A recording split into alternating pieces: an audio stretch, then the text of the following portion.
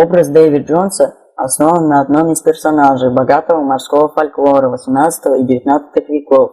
В этих мифах Джонс представлял своеобразным морским дьяволом, хранителем рундука Дэви Джонса, место, куда после смерти попадают некоторые моряки.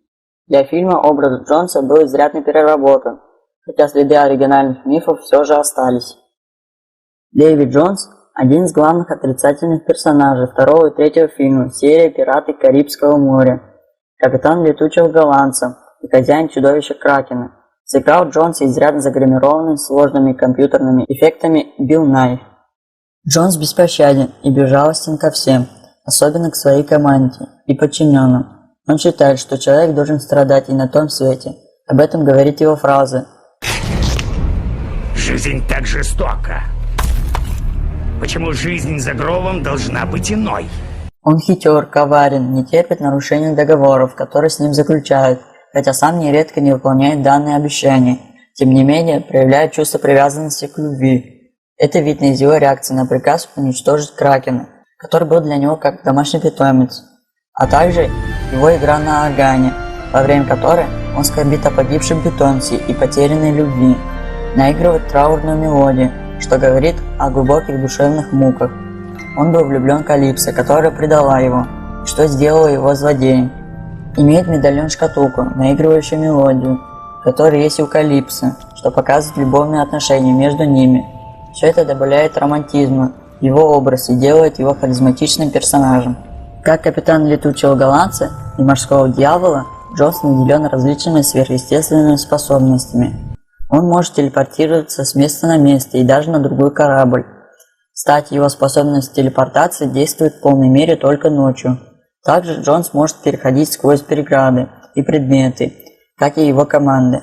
Обычно Джонс полагается на свой корабль, команду и Кракена, но в финальной битве третьей части он оказывается хорошим фехтовальщиком, так как он на равных сражается с Джеком Воробьем и в конце концов побеждает всех своих противников. Его отрубленные щупальца могут двигаться независимо от хозяина. Он может использовать их как оружие. Джонс может отслеживать любую свою жертву по черной метке.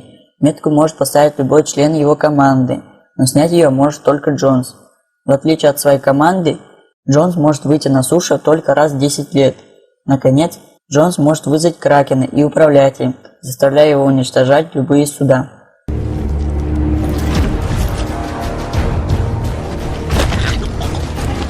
Ты будешь свидетелем.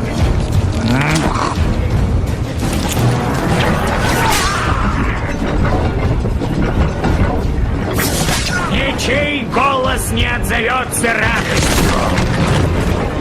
И никто в храмы не кинется с воплем.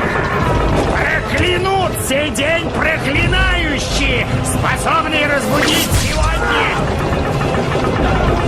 Кракена.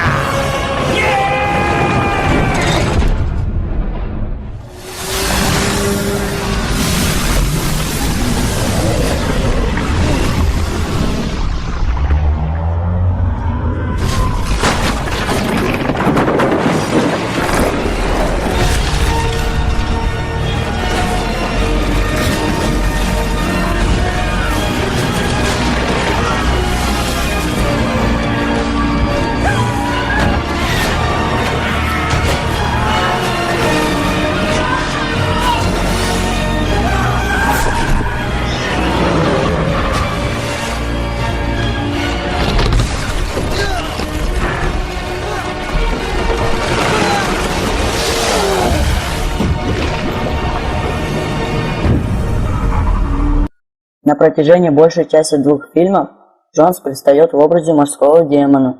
Лишь в одном из эпизодов «На краю света» несколькими штрихами очерчивается история Дэви. Когда-то морской дьявол был капитаном, чрезвычайно удачливым и ловким. По национальности, вероятнее всего, Джонс был шотландцем, хотя точных указаний на это в фильме нет. За всю свою жизнь Дэви Джонс любил лишь одну женщину – морскую богиню – Калипсо. Именно Калипсо сделал Джонса капитаном летучего голландца. В этом качестве Джонс должен был выполнять чрезвычайно ответственную работу – перевозить души погибших моряков в место их последнего упокоения – Фидлерс Грин. В некоторых переводах канатные луга или поляны скрипачей. Это название является еще одной отсылкой к оригинальным мифам моряков. Через 10 лет тяжелого труда Джонсу предстояло встретиться со своей возлюбленной на один день, после чего вернуться к работе. В назначенный день, однако, Калипсо навстречу не явилась.